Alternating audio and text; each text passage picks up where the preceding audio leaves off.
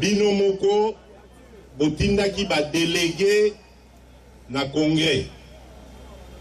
Ba délégué wana ba voté ngai à 98% président national ya UDPS. Basuki wanate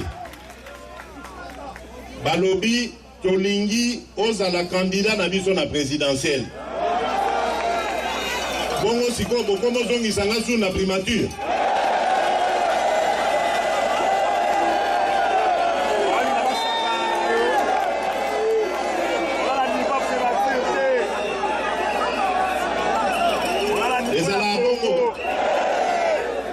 Alors, bonjour.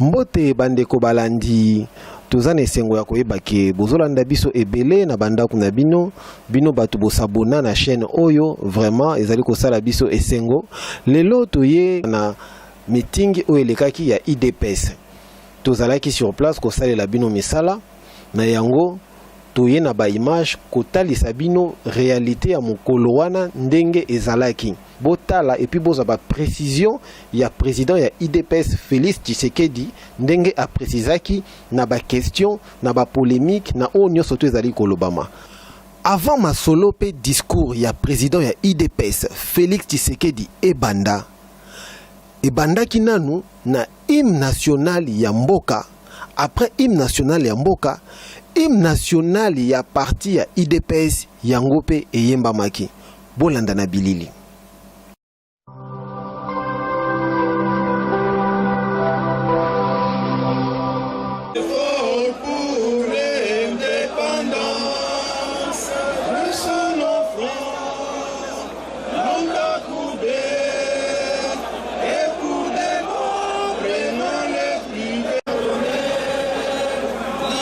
Sacré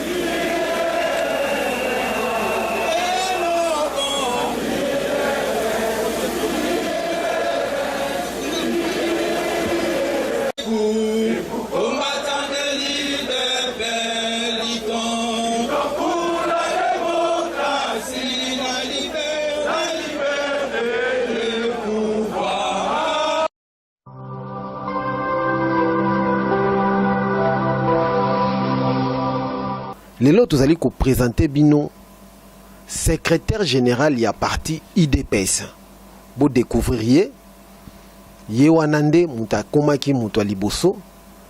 Tozola exabino na bilili bo découvrier, il s'agit bel et bien ya Jean-Marc Kabouté. Yende secrétaire général ya parti ya IDPS.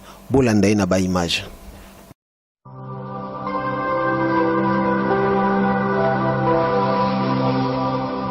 IDPS viva! IDPS viva! Ah, le secrétaire général Jean-Marc Kabouté!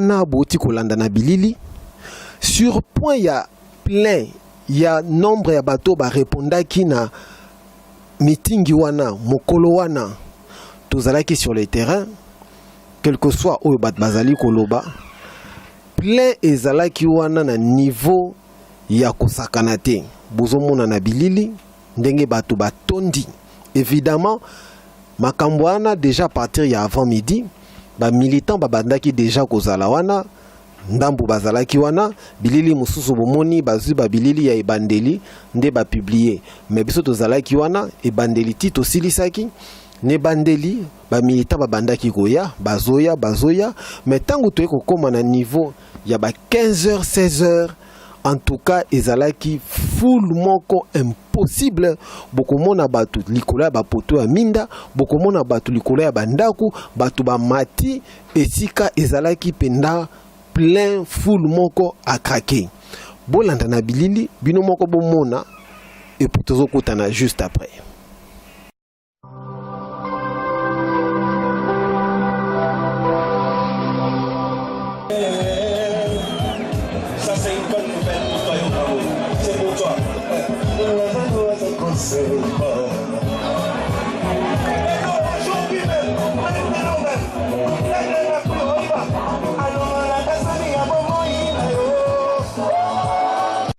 Kinshasa est tombé la RDC na maboko ya IDPS. Yoka Nana monité qui n'a pas vu le véritable peuple du peuple congolais. Tokosenga na président Afanda et bongo to musulman balobaki et bongo biso balongoli biso na IDPS tolobi te yango tolobi nzambe azali na biso ancêtre na biso Tshisekedi pe azali wana bazali kotala biso ko sécuriser biso maloba epai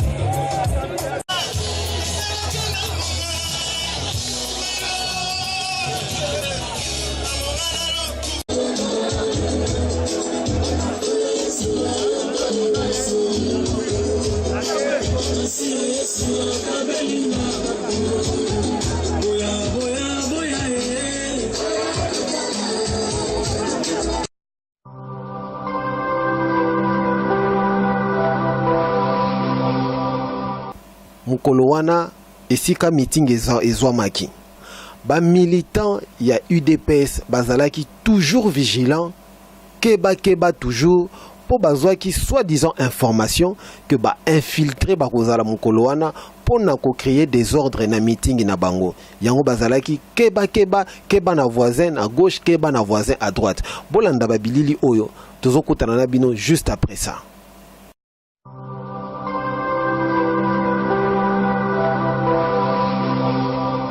Vigilance et l'utamakasi parce que tous ceux qui prennent l'information mususu oye yebisaki biso déjà que lobina avant hier et ça na bandeko bazalaki déjà préparé pour venir semer les désordres awa ba mususu pe balatinga ba polo ba mususu pe basimbi ba drapeau UDPS viva yango na tolobi awa tokozala canaliser selon ba directive oyo kopesa mela biso na modération. Nous ne sommes pas censés seulement ya koadhérer na vanyoso oyo kosenga makuna boyete parce que ça pena badongolo biso mususu oyo baye a pona koluka kobebisa parce que bango bandimaki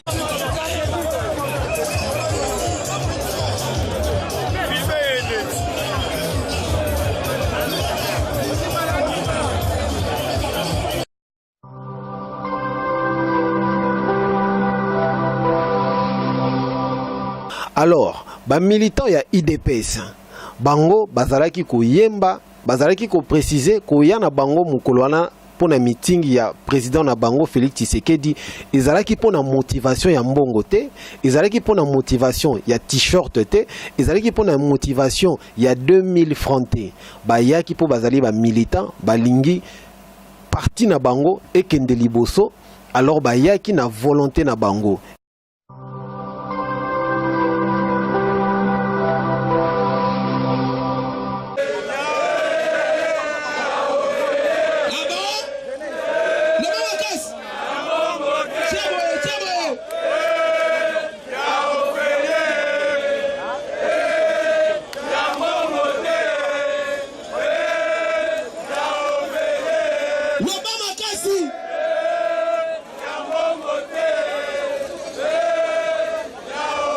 Voilà, y'a fait.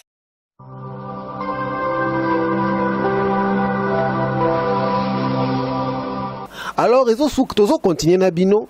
Tout le monde a équipé Ndeko Eliezer, fraîchement sorti à Esika Bakangakie, azalaki mokolo wana pe na meeting. Koya na ye, asalaki pe bez na ye, ba yambaki ye penda lolenge sengelaki, ba tombolaki ye, ba tambusi ye, amataki na podium, asololaki na secrétaire général, a manifestaki vraiment présence na ye mokolo wana. Bolanda ba image oyo, et bon tokota na bino juste après.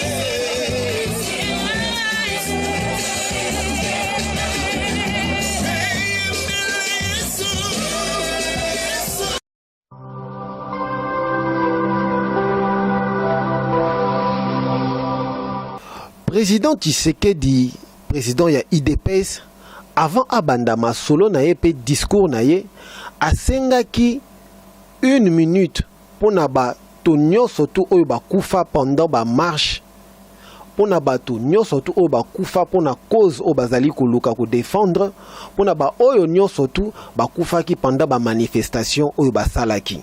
Alors atangaki bakombo ya barosi, atangaki bakombo ya bato oyo nyonso tu oyo batika molimo na bango pour na ba manifestation wana. Alors bolanda et bongo tokotana juste après.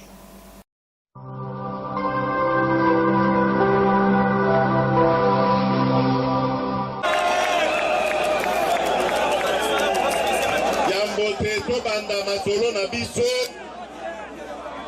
na kosenga na baoyo bafandi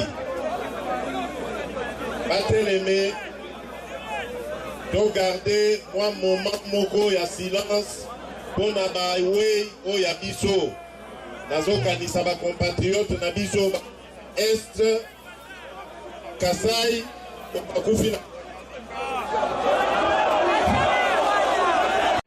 na Kasai na Tanganyika na Katanga to garder minute de silence pour na ba victime na biso oyo ya ba marche pacifique.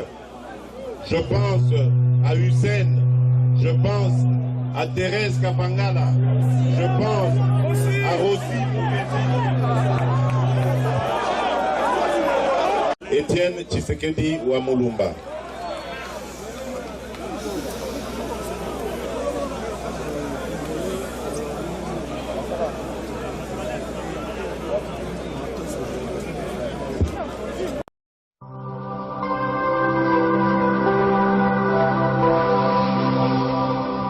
Félix Tshisekedi, président ya IDPS, na ba préoccupation ya ba militant ya parti na ye, a répondaki bango pourquoi ba marche ya UDPS ezosalema lisusu te po ba militant ba posaki question wana, apesaki bango eyano tina nini ba marche ezosalema lisusu te.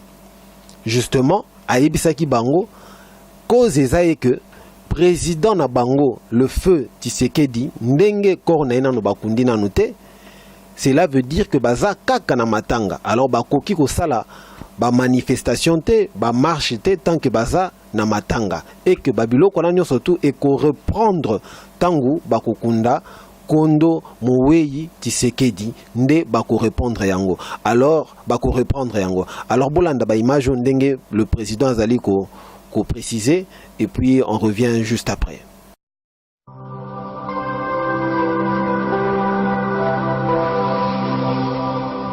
Kotala likambo na yoki baza koloba que peuple eza découragé pour ba monite ba marche et simbité pour ba monique transition sans Kabila o tozalaki kolukela na ba marche et salemité. Ngai nangina yebisa bino boye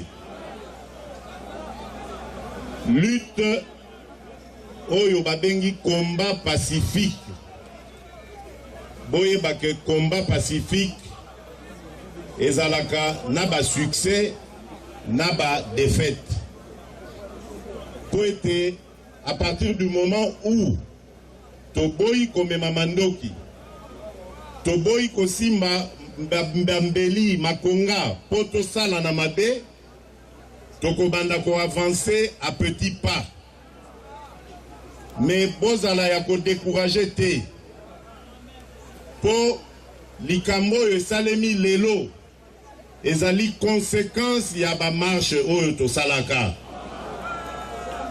likambo yo ya oyo bomoni que manifestation esalemi ezali pona ba bon vouloir ya ba voisin te ezali pona makasi na biso to salaki pression na kati ya mboka likambo yo ezali cadeau te ezali conséquence ya ba pression ya bana Congo yango nazali kosenga bango ba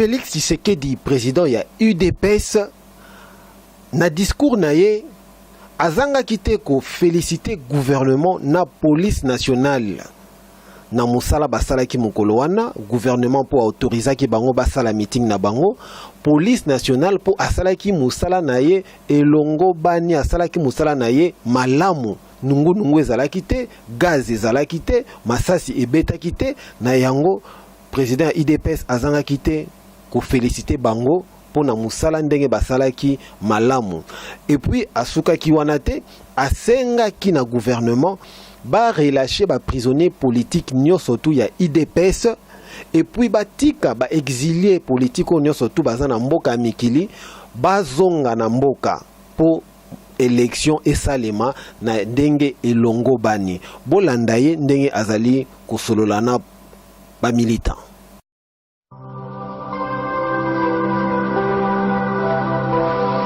Jean-Claude Mouyambo biso pe bana UDPS tozali kolela ba jeune na biso bazali kuna ba petit na biso ba Christian Lumu ba James Kachingu ba Jekobeya bango nyonso esengeli babima yango tozosenga ba voisin bayoka sonité ezali likambo ya ko perdre face te ba poser acte ya malamu bazongeli makambo ya o ezali na nzela likambo ya ba marche likambo ya ba manifestation politique ezongi autorisé donc ça veut dire que bazali na nzela malamu ba continuer na nzela wana na kopesa pe longonya na police po bango tomesana kotala na bango lokola buku na nyau lelo basali mosala na bango ndenge longo bami esengeli kobetela bango maboko pe ko encourager bango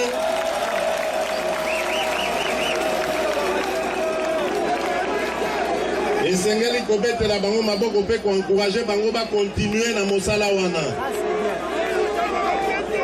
mosala ya république ezalaka bongo na république babomaka ba citoyen pour la liberté te na république banyongaka citoyen te po citoyen na impôt na ye na pako na ye nde bafutaka policier bafutaka soda esengeli batala biso lokola baninga na bango lokola bato basalaka ke bango bazala batika kolanda mibeko ya mabe mibeko ya lokuta na oyo etali likambo nazali koloba ya autorisation ya ba manifestation esengeli ba oyo bakangaki bakambo ngo ba continuer ndenge tolobi babimisa baninga na biso o bazali na boloko awa ba autoriser pe baninga na biso bazali libanda ya mokili ya mboka bazonga nazokanisa bandeko lokola Moïse Katumbi nazokanisa bandeko lokola Antipas Mbusa Nyamwisi bazonga na mboka po maponomi ekomi pembeni. C'est bien. C'est bien. Olobi malamu. Olobi malamu. Mais des fois on saka politique ite ngana evite ke bapekisa ya zonga.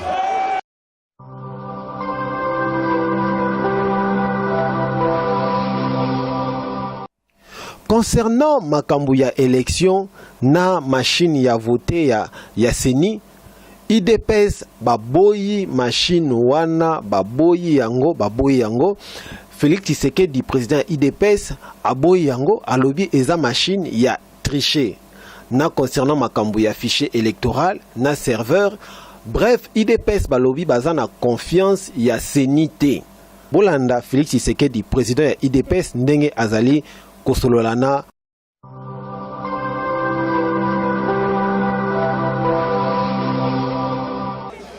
likambo oyo etali élection yango pe ezali na décrispation na yango. Okay. Boyoki yoki likambo etali eloko baza kobenga machine à voter.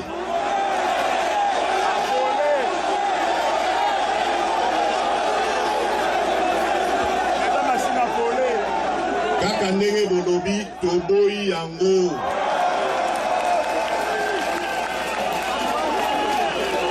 Bakoki kokotisa likambo ya machine na kati ya jeté. Bino bosi bomona arbitre match ezobetama akotisi joueur mususu. Voilà, donc ceux qui match bandaki 11-11, arbitre akokotisa 12e joueur te. Biso tozali ba électeur, tozana besoin ya machine te. Machine wana ezali machine à tricher. Sonandi bango balobi que voilà ba nettoyer fichier wana siko ekomi pe bato nyonso bala na kati nde ya solo mais biso tolobi ezali lokuta. Fichier wana esengeli OIF, Organisation Internationale ya Francophonie, na ba expert na biso banso bazala wana po ba vérifier eloko wana. Tokoki kondima bindimela te. Parce que na kati wana etikali à peu près, selon ma spécialiste, à peu près 8 millions d'électeurs au bazali na kati wana ya lokuta. Oh, likambo wana toyebi ndenge ezalaka. Po biso toani lokwa toswama na nyoka na 2011, toyebi ke baje wana ekoleka te. Likambo mosusu ezali oyo ya serveur. Ndenge na lobi audit nango lokole kosalema na oya fichier esengeli pe esalema na oya serveur. Po biso tozali na confiance na seni te. La preuve que tozali na confiance te. UDPS ekomela seni tango masolo oyo ya dialogue ya Sengo esilaki toyokanaki kuna que parti oyo lingi ko changer délégué na ye kuna na kati ya seni il suffit kaka bakomela président ya assemblée eloko wana ekosalema. Banda secrétaire général Nabiso a commis la président de l'Assemblée nationale depuis janvier 2017. Dit l'élo délégué Nabiso dans le bâtiment. Pour Nanini.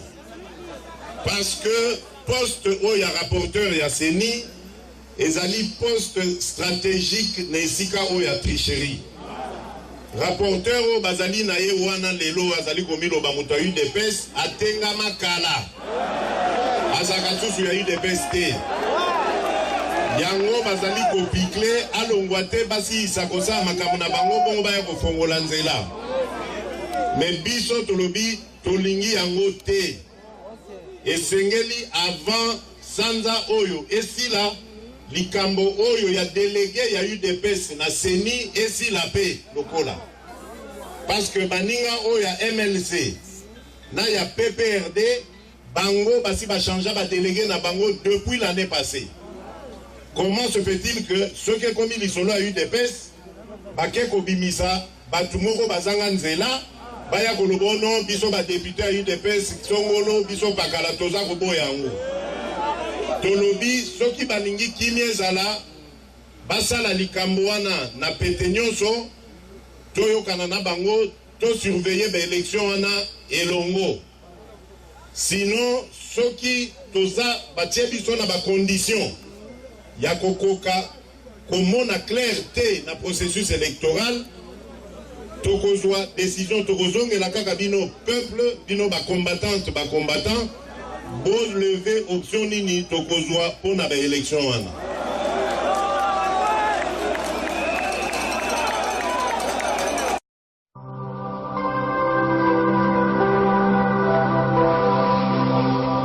Félix Tshisekedi, président ya IDPS, a confirmé qu'il peut expliquer que masolo oyo ya retour ya corps ya Tshisekedi oyo salema kina gouvernement. Et puis alobaki na matanga wana ba provocateur ba kozala te. Alors bolanda ndenge yemoko le président Félix Tshisekedi ndenge azali ko expliquer.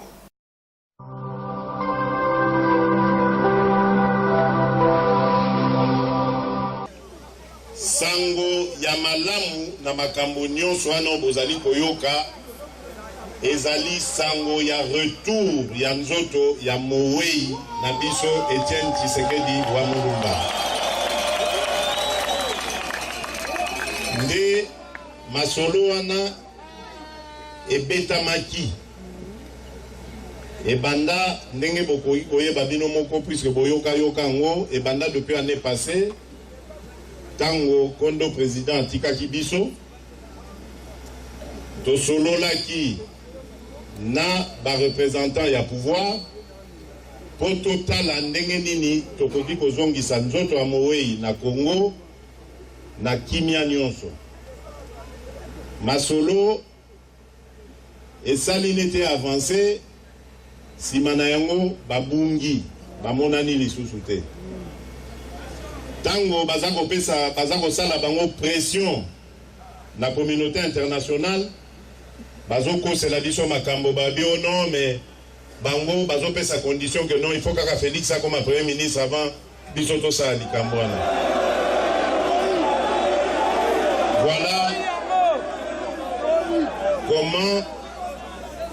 Voilà comment faire traîner likambo ya matanga oyo est touché congolaise nyonso na congolais nyonso faire traîner yango likolo ya mépris, likolo ya koina, likolo ya kanda oyo ezangatina.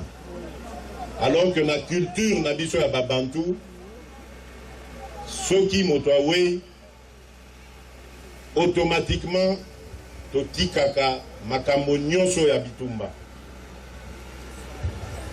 tovandaka kimia ti bakokunda mowei bongo nsima nango soki bitumba ezalaki ekontinue. Mais tala bandeko oyo tobungisi oyo ya biso président. Ça fait plus d'1 an. Bazalaki na souci à ta mon côté. Yakozongisa nzoto na ye awa. Au contraire même, bakoseli biso kutuna makambo que tozali ko négocier primature. Alors yango naza koyebisa bino que likambo oyo ya négociation sur le retour du corps ici et Sili. Botala qui communiquer et lobby voilà toyokani biso na pouvoir po ebembe ya Etienne Tshisekedi ezonga na Kinshasa.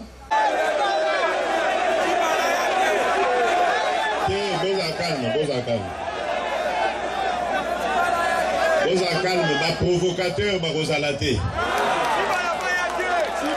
Ba provocateur ba rosalate.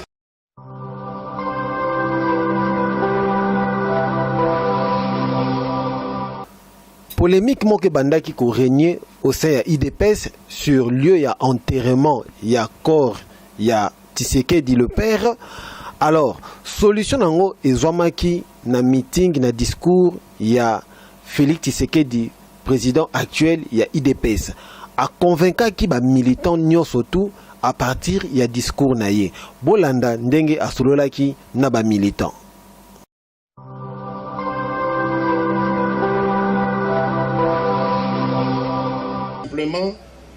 Parce que esengeli esikawana o bazuna ntsele esengeli batonga yango nanu bozela tokosola likambo ntsele wana tokosolola likambo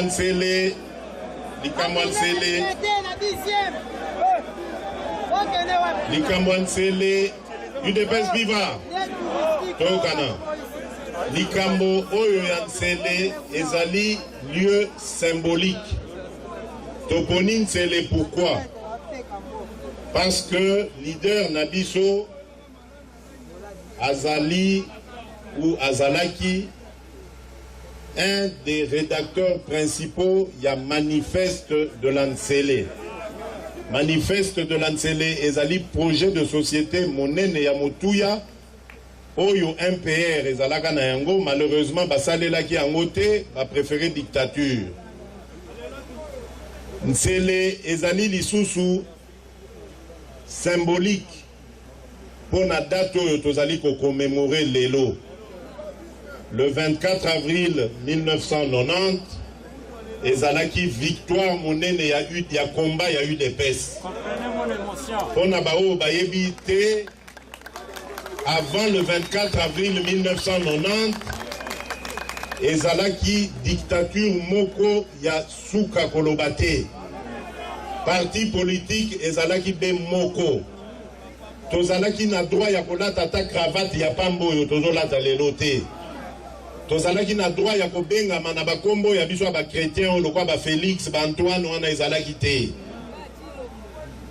Vio tozalaki na yango ezalaki kaka bitumba na bitumba contre dictature. Tango tolongi dictature,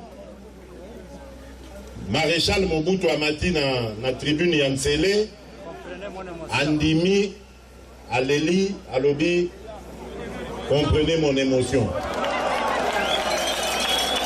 Depuis lors, multipartisme et quota. Pour hier, azaka koloba tatabo moko biso tozako loba tenez bon, l'UDPS vaincra.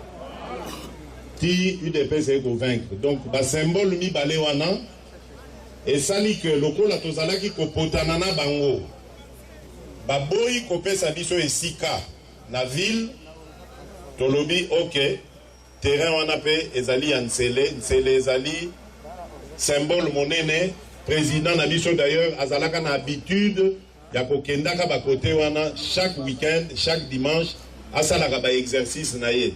Eza côté moko tokopemisa ye nanu na kuna na boboto en attendant peut-être tant où il est c'est kokoma na pouvoir que ça il a un mausolée monene.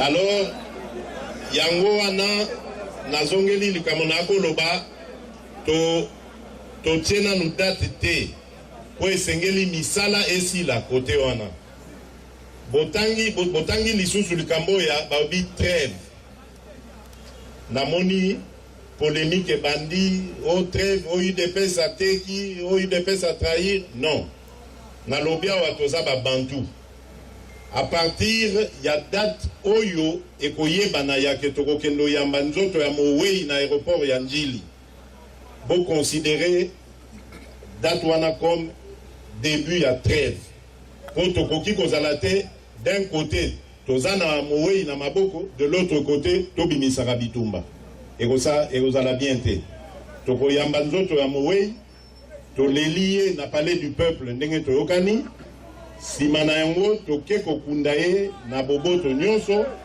après tozongeli réalité na biso bino bolingi bitumba te boza calme ba provocateur ba kozala te ba provocateur ba kozala te.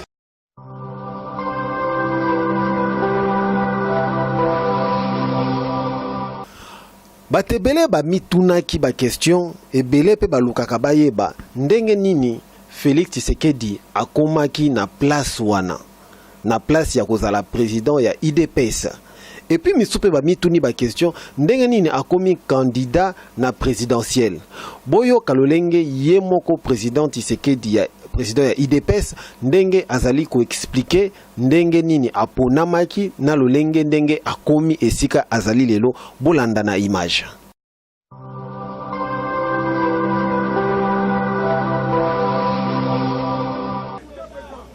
Bino moko botindaki ba délégué na congrès ba délégué wana ba voté ngai à 98% président national ya UDPS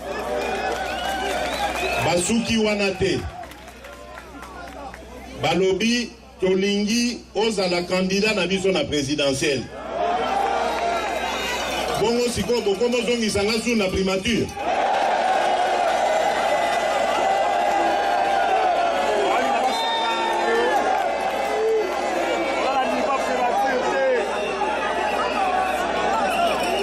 ezala bongo alors bongo bozo na bango biso to se préparer pour bon memanga na ebonga oyo bosengi ngana zwa.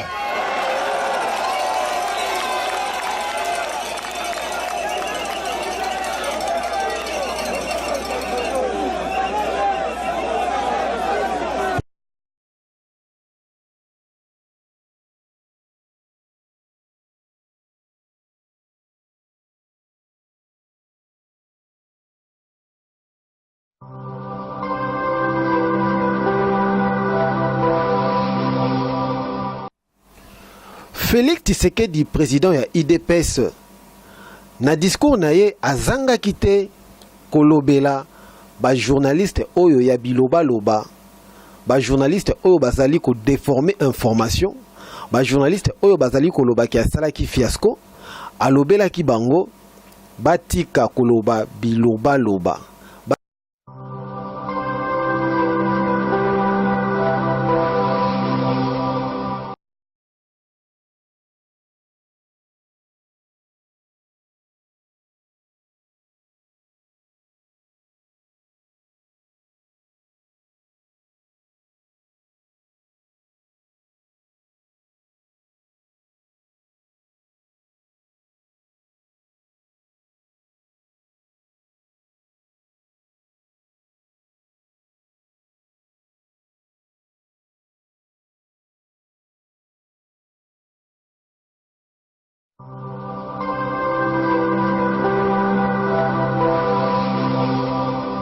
Félix Tshisekedi ba proposa qui est poste ya premier ministre na primature.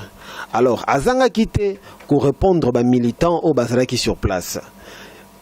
Alobaki na bango makambwana ye est concerné était et puis a kokende primature te po eza mission oyo ba militant ba PCT. Ba militant ba PC mission pour akende na présidentielle. Alors bolanda ye moko Félix Tshisekedi du président IDPS ndenge azali ko s'expliquer concernant Likamboana.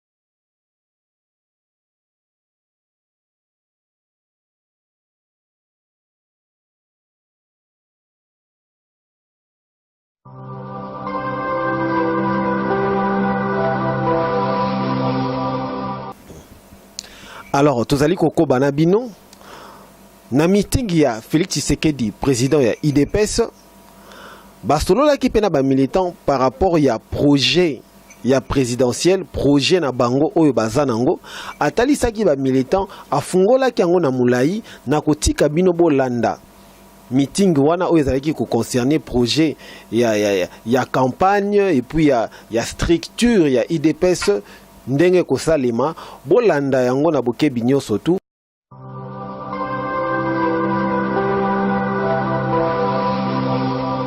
Zala vigilant yango wana na mipesa ki temps ya ko réfléchir na sala ki kutu na mwa retraite na ke esika basambelaka esika ya recueillement na s'entourer na basali ya Nzambe po Nzamba pesanga makasi pe mayele ya kolonga mission na ngai po nayebi ete bitumba ekozala makasi surtout na ngonga oyo tokomi tozali pembe mingi ebalukaka. Donc, yango na mipesa ki temps ya ko réfléchir sur bato oyo na ko pesa bango lisusu mission ya ko salisa ngai to kamba parti na biso tina victoire.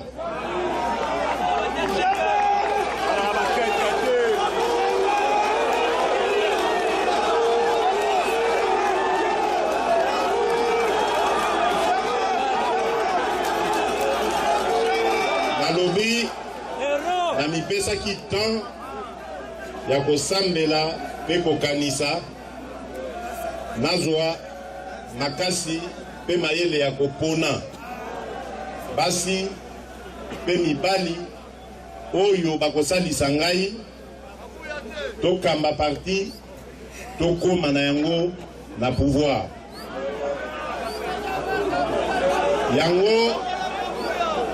yango naza koyebisa bino na mikolo ekoya bamesure badécision ekozwama ya banomination bokoyeba secrétaire général na bino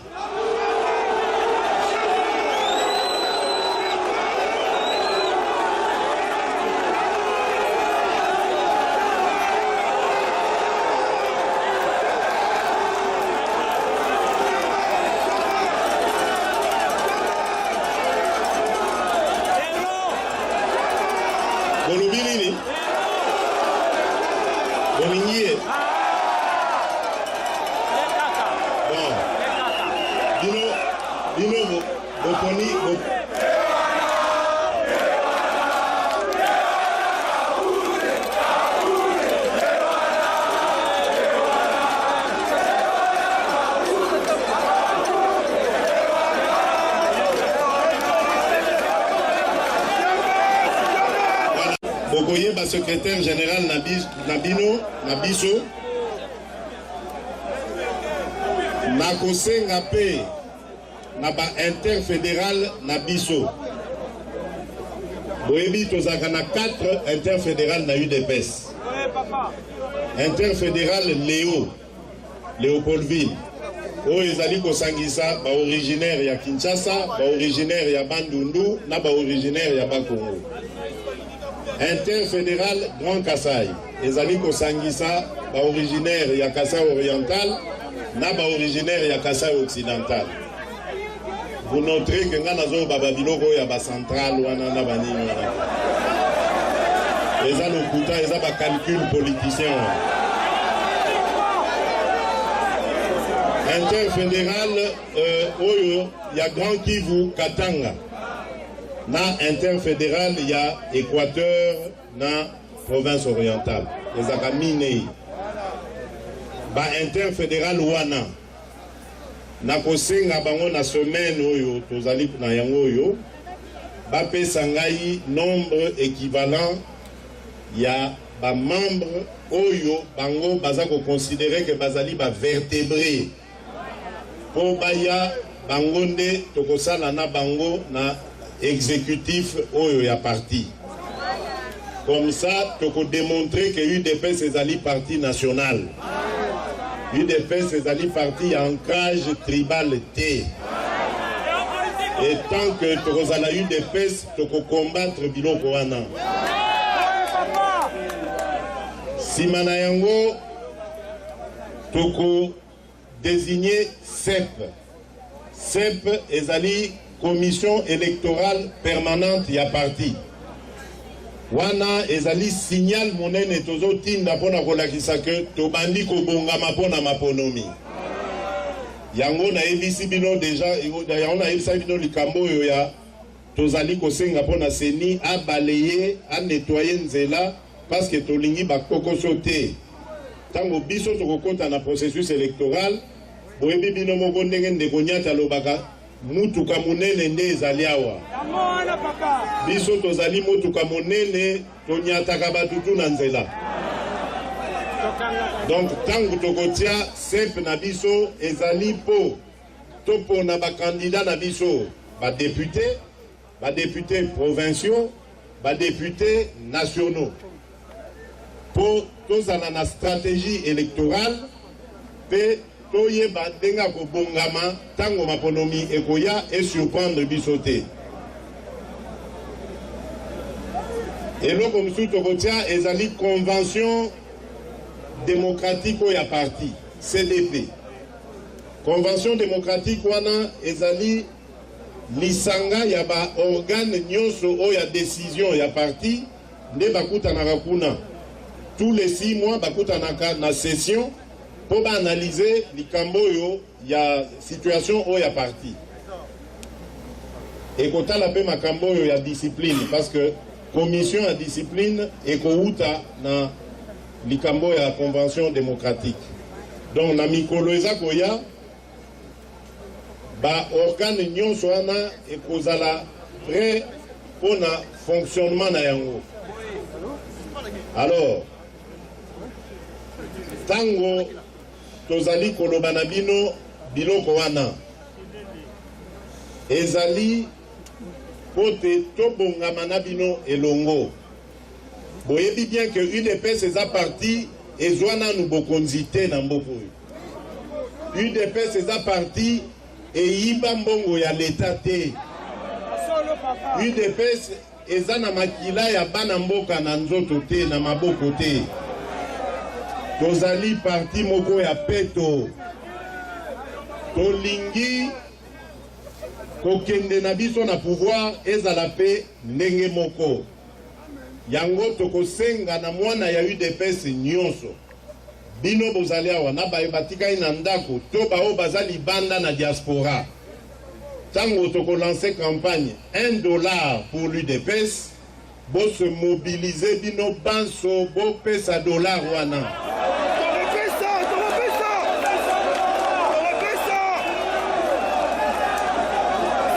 La lobby tango toko lancer campagne à $1 pour l'UDPS, bo se mobiliser bino banso pona likambo boko kisa yango.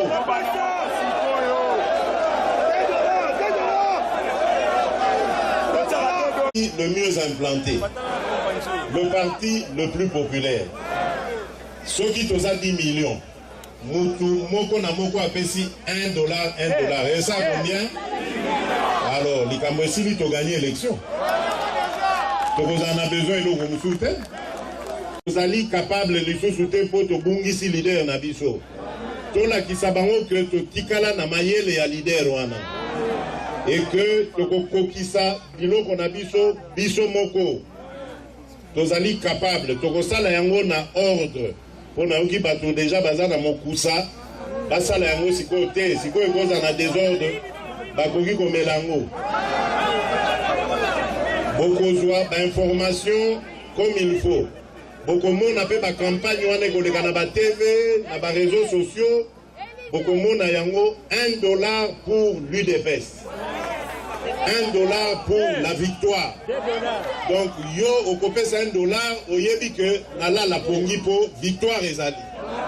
Voilà. Donc, yango, na sengi bino, bo se mobiliser tango, campagne wane eko banda, parce que eko senga organisation. Na lobby te ke bao bazana $100, ba pesa kaka $1. O yazana $100, apesa $100. O azape na 10 000 apesa yango.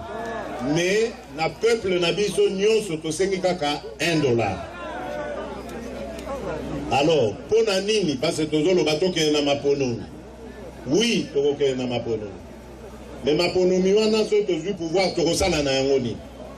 Parce que sengeli toyeba yango. UDPS ndenge na lakisi bino. UDPS ezali lelo na 36 ans d'existence. UDPS tango ebotamaki na contexte ndenge na lakisi bino na dictature en 1982. Dictature wana esalaki que parti mosusu ekokaki kozala na mboka oyo te à part MPR. UDPS likambo nini kuna? Kombono nani? Nani? Guilain Lutangu alakisi exemple. Ye apesi $10 pour la partie. Ndeko Guilain, merci mingi. Nzamba batela yo. Nzamba pambola yo. Pona oyo sali. Tosengi oleka na kesi ya parti na siège. Basalela yo reçu etikala na $10 oyo.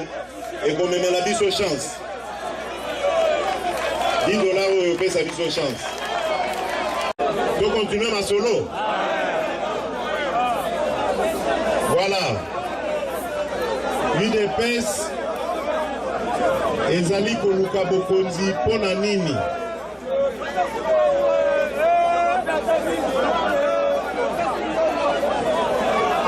UDPS viva. UDPS ezali parti ya discipline bandeko bovanda kimia to continue ma solo. Nalobi boy. UDPS Mouta Tobanda Bitumba Tango ba père fondateur ya parti na biso babandaki bitumba oyo eloko ya liboso bazalaki koreproche la dictature oyo ya époque wana na 1982 ezalaki likambo oyo ya absence ya état et en plus état de droit. Chantier wana ekokisami nanu te. Leader na biso ti atiki mokili bitumba na ye pe objectif na ye ezalaki nanu instauration d'un état de droit. État de droit wana ekozala priorité na biso. Pona nini état de droit? État de droit d'abord ezali mboka oyo ezali kokambama na bato bazali kobanga mibeko na yango.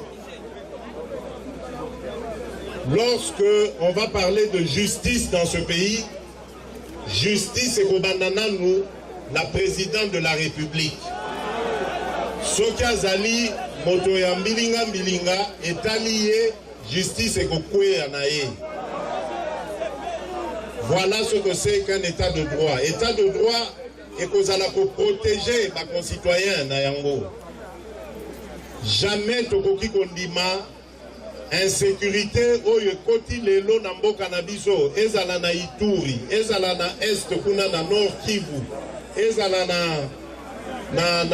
na Kasai, ezala na Katanga. Partout insécurité koti. Awa na Kinshasa masolo ya baket ekomi soki état de droit o tozali koluka ekozala état de droit o eko combattre ennemi na biso numéro 1 o asali ke mboka o ezala na se ezali corruption wana lelo na Congo ebandi na mutu tina suka ya mboka esengeli lobby to combattre fléau wana. Corruption ezali lokola cancer, corruption ezali lokola gangrène. Soki ezali kolia ekosikota tina mokuwa. Donc tozali obligé totia ba mesure mpona ko combattre likambo oyo tobengi corruption. Toko combattre likambo pe anti-valeur misusu pe ezali ya ba tribalisme na ba clanisme.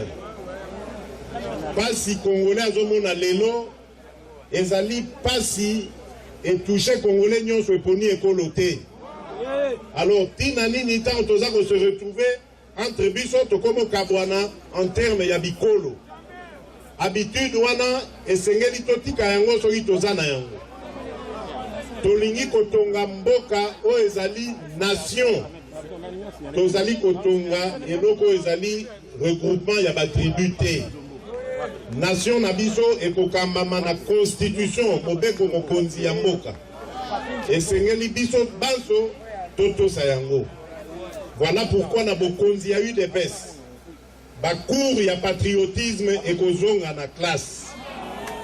Esengeli bana na biso bakola na mentalité wana. Tokotala pe na ba spécialiste possibilité ya kozongisa ya kokotisa plutôt service militaire. Mwana soka silisi secondaire na ye avant akota na université esengeli asala ata une année ya koyekola ndenge nini bakoki kodefendre mboka.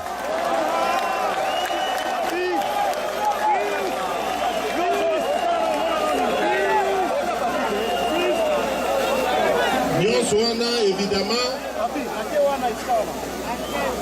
esengeli avant tokanda tu wana tokobanda nanu na recensement parce que esengeli toyeba bacongolaise na bacongolais toza boni toza nombre nini bacongolais bana kati na bacongolais baza libanda. À propos d'ailleurs ya bacongolais baza libanda nasali mwa parenthèse ya moke mpona koloba ke likambo oyo etondi minoko ya bato oyo ya nationalité tokotala yango malamu parce que sengeli toyeba nani aza congolais nani aza congolais te. Pouvoir ya lelo ekomi koluka bao baza ba congolais ba bimisi bango ke ba congolais te. O baza ba congolais te ba komisi bango ba congolais. Donc esengeli tomona clair na makambo wana parce que to esengeli boyeba que histoire ya mboka na biso o ya mikolo yo depuis 30-40 ans. Histoire ya mboka na biso ebenganisi ekimisi bana mboka ebele akenda na mboka bapaya pona bokimi dictature. Mwana mboka na biso akei kovanda kuna zwi nationalité ya kuna bokoki koloba te ke alongwe congolais aza lisusu congolais te. Donc esengeli totala loi wana malamu na kotokotala ngo na démocratie nyonso tokoimpose eloko te mais likambo ya nationalité ekozala na agenda ya UDPS po esengeli tosilisa yango libela. Alors pona kozonga na ona za koloba à part recensement tokosala identification ya ba citoyen po esengeli toyeba moko na bino kati moko na moko kati na bino parce que bokoki kotonga mboka te sans koyeba nombre nini bozali. Bisika tokosala ba hôpitaux esengeli toyeba hôpital tokosala ya capacité combien parce que batu baza autant na secteur boy.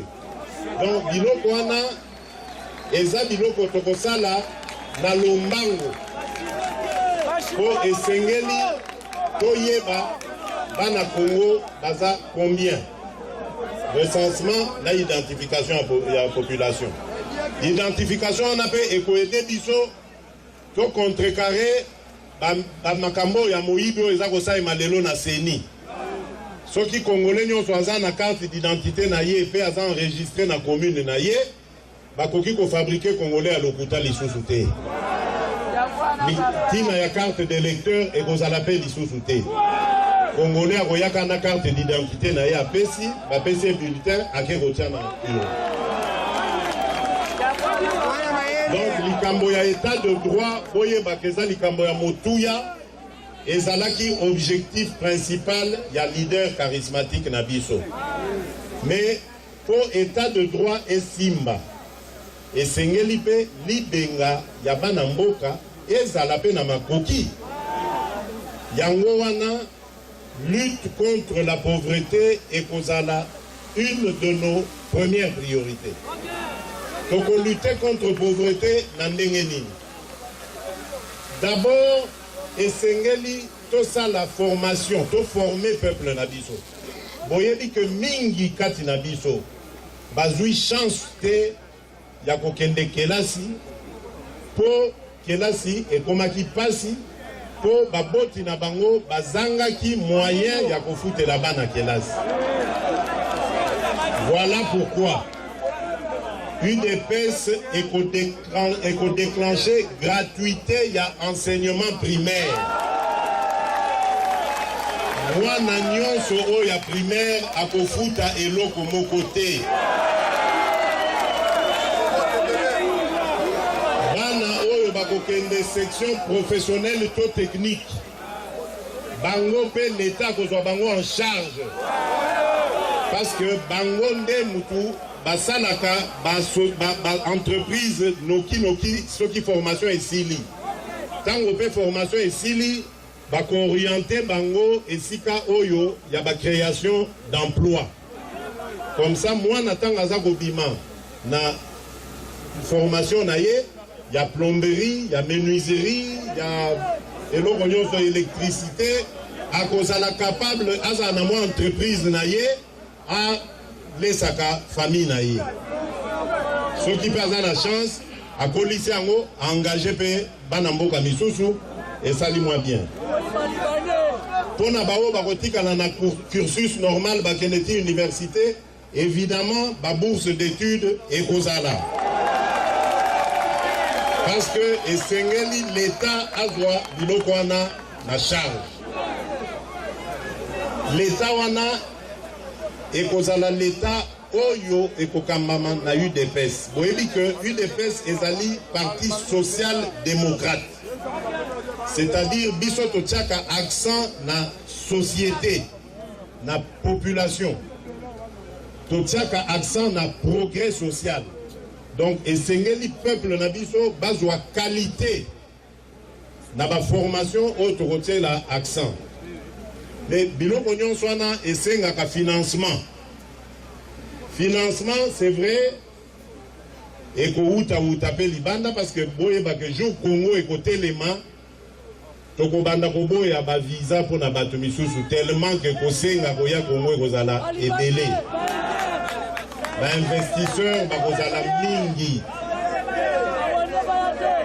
Ezala chinois problème ezate mais toko zo isabango na nzela. Bapaya nyonso bazali awa bazali les bienvenus toza baza banguna na bisote mais tokolakisa bango que le peuple d'abord oye na mboka na biso tokoyamba yo na esengo tokotia yo mpe na bacondition soki oye koinvestir tokopesa bacondition oyo na français baobi attrayante c'est-à-dire intéressante oyo ekopesa yo posa ozala kaka na Congo. Naza sûr que bakolingango tellement que bakosenga na ba nationalité congolaise. Tokobo ya pete tokopesa bango parce que ezali richesse. Donc l'ende problème ezako bomamboko ezali désordre na administration. Désordre wana tokosala yango. Alors croissance économique oyo toko impulsé. Croissance économique wana nde ekomema misala ekomema bien-être na kati ya société congolaise. Na mikolo ezali koya na kosalela yango pe makelele d'ailleurs na ko présenter à la face du monde le programme du gouvernement ya UDPS. Makambo nyonso naza koloba na bino awa ekozala détaillé pe tokolakisa bino étape par étape ndenge tokoprocéder ndenge bato bazokanisaka mboko eza na pasi alors que mboko eza na bwanya ya kosakana te tokomema yango pe par démonstration tokolakisa bino ndenge tokosala biloko oyo ke na mandat na biso ya liboso législature ya liboso UDPS ekobongisa deja mboko likambo mosusu pe tosalaka attention nango mingi te mais ezali à la base ya liwa ya bato ya bana mboka ebele ebomaka koleka sida likambo wana ezali qualité ya environnement. Il est temps banamboka tolamuka. Je crois que Oyoki makambo eza kosalema côté à Équateur kuna. Na kati ya forêt équatoriale toza na eloko oyo babengi ba tourbière. C'est une végétation oyo ezali ko capter carbone oyo epolluaka mokili tambo monaka climat ekomo changer molunge ekomi makasi na ba mboka misusu glissement ya terrain ba tsunami ezosalema ezali pona réchauffement ya planète. À la base ya réchauffement wana carbone ezali na kati. Alors biso tozana tellement de bénédiction ya Nzambe que Nzambe asala pe côté moko bonakati ya forêt équatoriale et kaptaka biloko wana. Donc c'est-à-dire que jour bakobuka banzete wana toko polluer mokili mobimba en un jour toko bimisa 3 ans de pollution dans mokili mobimba. Imaginez un peu la catastrophe. Donc esengeli biso bana mboka toye bandenge ya kobatela l'environnement na biso. Basalite oboza komona ezali ko traîner oyo. Yango mutu ebotaka bangungi. Ngungi wana mutu apesaka malaria. Malaria wana nde epesaka liwa. Voilà pourquoi nyonso wana ekozala na priorité na biso. Bolandi likambo yo likambo balobi mai ya rivière Ubangi ba dévier yango e banoke na lac Tchad. Likambo wana combattants et combattants ezali likambo ya risque monene pona stabilité et environnement na biso. Ba changeaka mokano ya Nzambe te. Biso tozali ba panafricaniste. C'est-à-dire toko aider bandeko na biso nyonso ba africain. Surtout bao baza na voisinage na biso toko aider tolingi to salisana. Toboyi biloko ya bitumba. Tolingi to salisana mais na makasi te na loma te. Toko bunda pona yango. Toko senga ba spécialiste na biso ya environnement. Baluka mayele nini mai mosusu ekoki kozala ekende na lac Tchad wana. Mais soki bazui Ubangi bako perturber écosystème nyonso bako kotisa mobulu na Congo. Toza déjà na matata suffisamment boye pona ko bakisa lisusu oyo ya écologie te. Voilà na moi mokuse makambu oyo tobongiseli bino ya elengi. Mais évidemment pona elengi wana comme réalité eza kosenga que tosala mosala ya kokende malembe tina kozwa bokonzi wana. Yango nga na kosenga bino boye tina ya kobundisa bandeko na biso ya ba parti voisin wana ezali te. Soki bango bazui bana ya batu balatisi bango ba beret rouge batindi bango formation na Burundi po baya koboma bandeko na bango congolais bango nde baza bazoba tokoki kolanda bango na bozoba wana te. Biso tolingi bango, biso tolingi Congo ezala na kimia.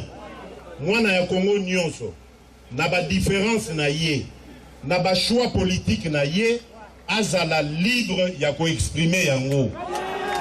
Biso ba beret rouge ya biso oyo pe ba banda lisolo ya beret rouge bango balukaka nde ko former ba observateur na biso ko former ba témoins électoraux. Jamais balukaka kosala ba milice po banda ko attaquer bana mboka mususu. Non, soki basali yango bolanda bango te. Bango nde ba eduka bango mabe na ba dirigeant na bango. Biso toyebi ndenga kotosa ba mikolo, toyebi ndenge ya kotosa basali ya Nzambe. Jamais tokotombola loboko pona kosimba mamelo to sango na nzoto to pasteur. Jamais. Bozala kaka na kotambola ya ndenge wana. Bokomona que état de droit oyo tozali kosenga ekoya na lombangu. Et d'ailleurs bandeko wana o baza kosala bozo bana bango nde kaka baoya okota kota mbangu na UDPS. Pona lelo na sukisi wana me yambote na la kabino na lingi na senga na ba parti ami parce que ndenge tozali awa baninga na biso ya opposition baye mais na yebite ba tribune eza misatu bayisanga ba otia bango dans une des tribunes. Soki bazali batelema topesa bango losako bobetela bango maboko.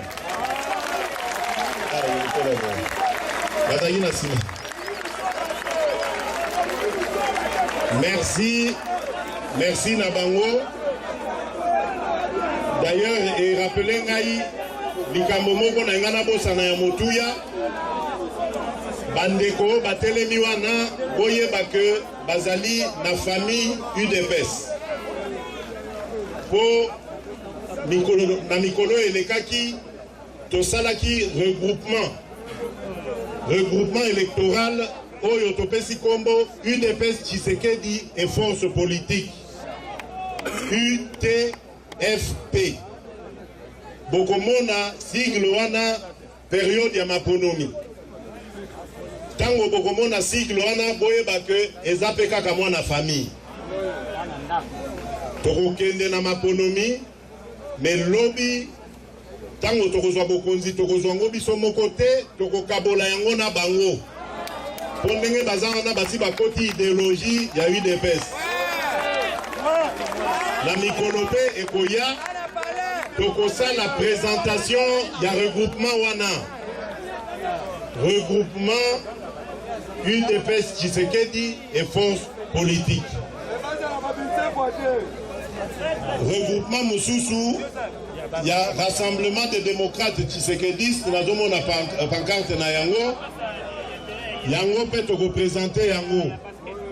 Parce que bon moni na stratégie à élection et sengeli boza bino mon côté et sengeli boza na baninga comme ça ba voix au bino borozwate bango bazwa yango.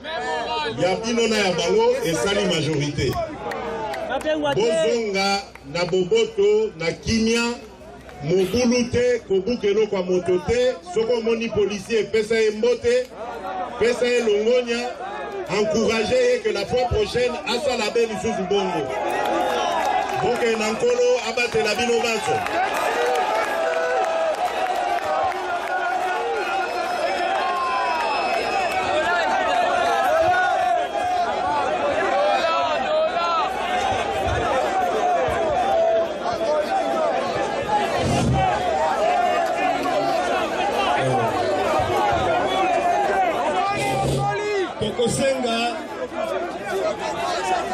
Président akati meeting tokosenga bo libérer nzela et bongo président la secrétaire général bayeba kokita s'il vous plaît moya suka ezalaki ya président boyeba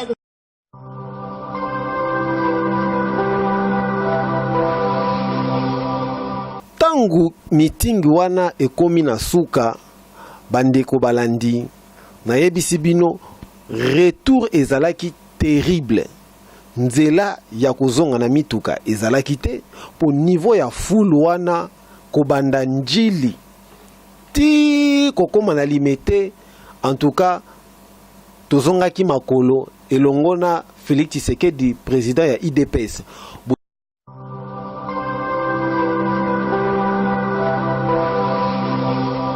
Président Akita s'il vous plaît. Fongola Nzela na tribune, Fongola Nzela président Aleka.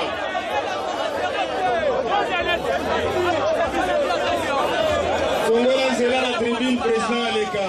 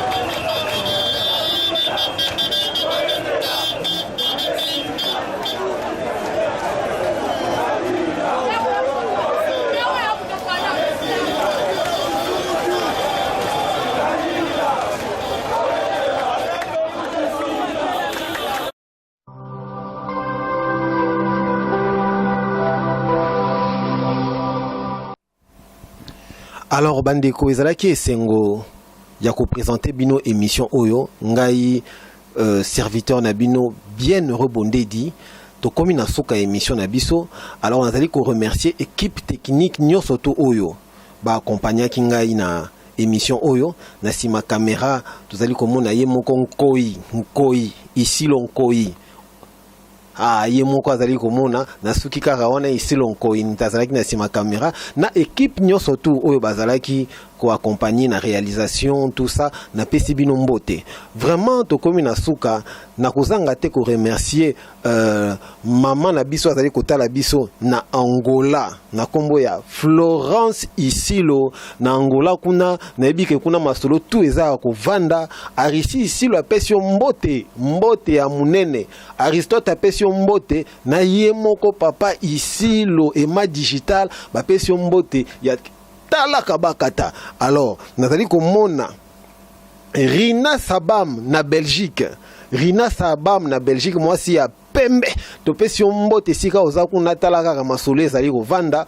Alors ba master to baza na Belgique on a pe nazali komona bango namoni Nathalie Wamania mère double yayo yango wana masolo toujours tozo kende nango vers. Alors na Londres kuna nazali komona ye moko Mireille Balinga mbote no yango wana to bosani ote nazali kopesa master na ngai na Espagne Kadebondo master yayo yango wana bambote minene ekoma kuna na bosani te na Londres Yannick Botanaka beau frère mbote na yango wana ba kilomètre comme kuna na bosani te na États-Unis parce que mission sotalama partout JC Mwandeke Motorangai yango wana ya yo evandi bo soutenir émission bo s'abonner ebele bo encourager biso bo s'abonner ebele na ba numéro eza na se wana uzomona ba numéro eza ka juste wana numéro WhatsApp, Facebook,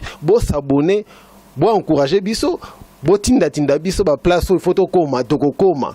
Alors, to sepeli mingi, lokola boza, wana bozolanda biso, pona lelo to komi na suka, na tikibino, to kokuta na émission o ezali kolanda.